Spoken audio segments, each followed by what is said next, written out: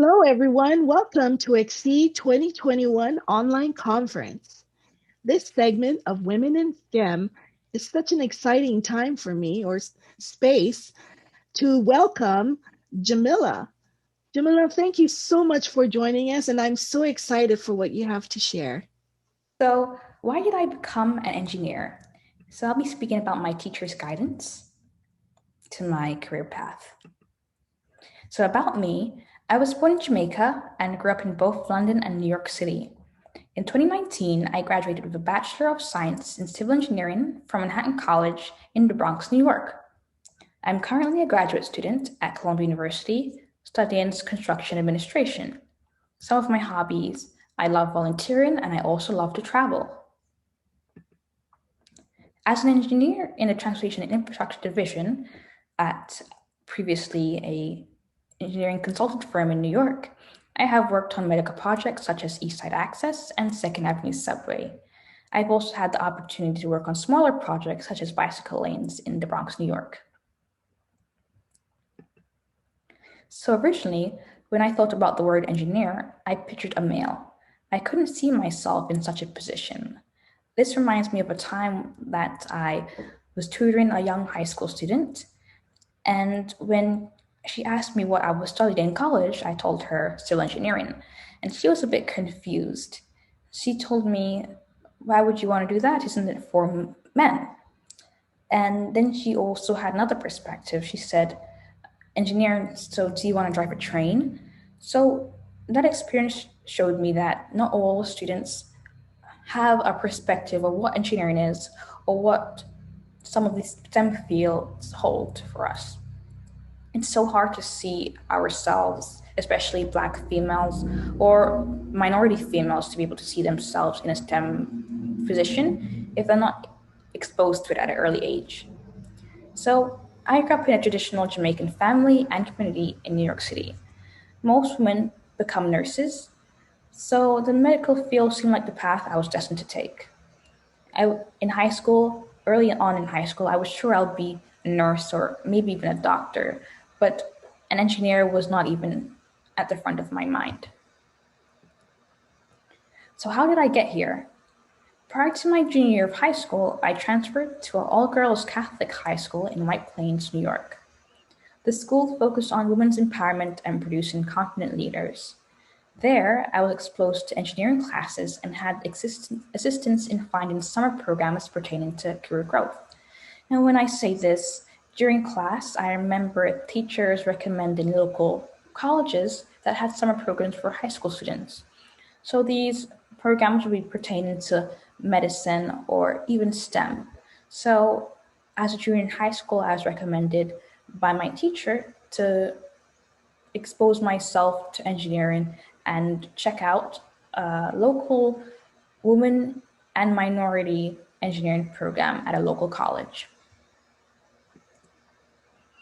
So, unlike my engineering counterparts, while I was attending Manhattan College, my parents were not engineers, nor did they have a construction company. I honestly did not know what engineering was until I met my high school chemistry teacher, Mr. Torelli. Mr. Torelli, my high school chemistry teacher, graduated from Manhattan College with a degree in electrical engineering. His love of science brought him to the position of a high school teacher, and his love of religion brought him to a calling as a Franciscan monk. I loved how interactive Mr. Torelli made our class, specifically our physics and engineering class. We made paper airplanes to show how the forces of thrust, lift, drag, and gravity all work together to make our airplanes fly. We also had a paper tower challenge to understand the importance of working in a team and to get an understanding of the principles used in building design. So, why did I write a children's book?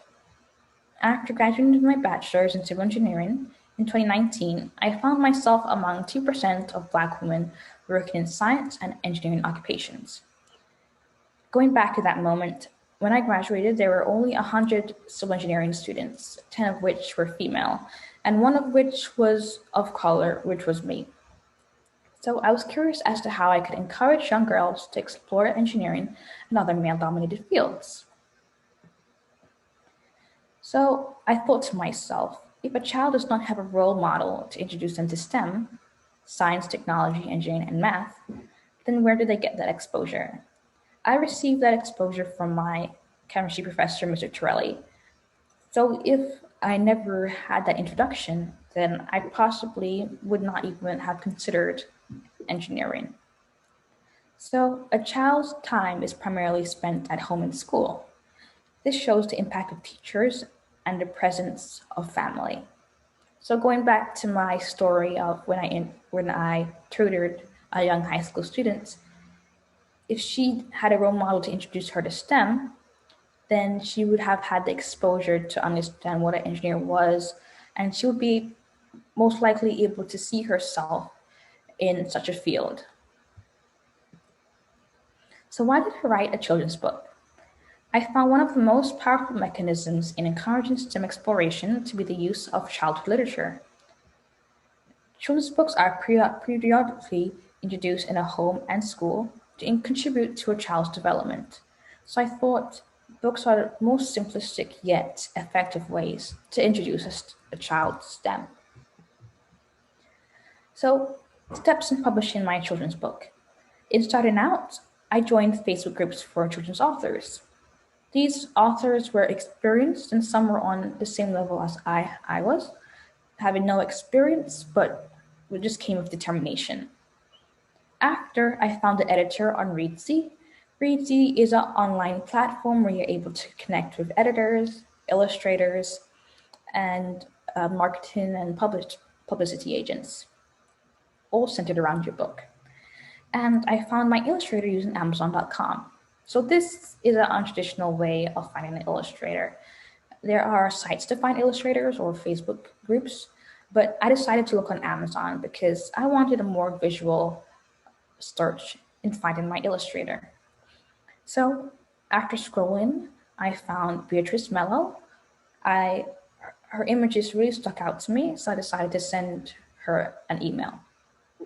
So in finding her contact information, I just simply Googled her name and her website came up where I was able to see her portfolio and learn more about her. So after I contacted her, we agreed to work on a project together. So later on, I ran a campaign using Kickstarter so those interested in my book can pledge to support. Campaign pledges went towards printing the book and also donations to local nonprofits.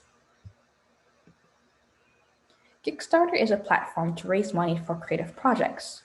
If people like your project, then they can pledge money to ensure your project comes to life.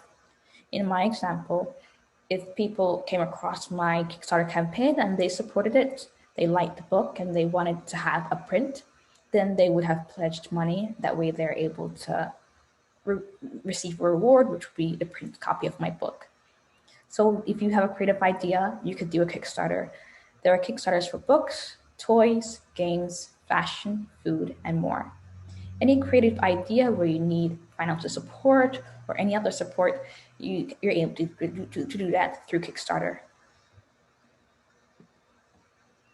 So Income Sparks is an online self-publishing company that allows you to print, distribute, and manage your print and ebooks. By using Income Sparks, I was able to offer my book through retailers such as Barnes & Nobles and also through Amazon. So if you have any questions or comments, please send me an email at jhlindolollc@gmail.com. I would love to hear what you have to say, and I'll be more than happy to help in any way that I can. Thank you. Thank you so much for joining us. I really appreciate it. And I was so inspired to see how you are so self-directed, so with this intrinsic motivation to fit the need that's out there in STEM. So thank you. My great pleasure. I'm curious what your next steps are here in your career. I'm currently doing my graduate education at Columbia University, hoping to do construction administration and management. I'll be graduating in December 2021, and next week I'll be starting an internship position at Microsoft. So they have a data center development team and I'll be helping them with the construction process. So I look very forward to doing that. Oh, that's so exciting. Well, we wish you the best, and we thank you so much for publishing that book. And I am excited to know and anticipate to hear when you do your virtual or in-person, regional or nationwide book launch, for Yes, sure. I'll be posted. Thank you so much. Well, thank you everyone for joining us, and thank you, Jamila, for being here. My pleasure. Bye.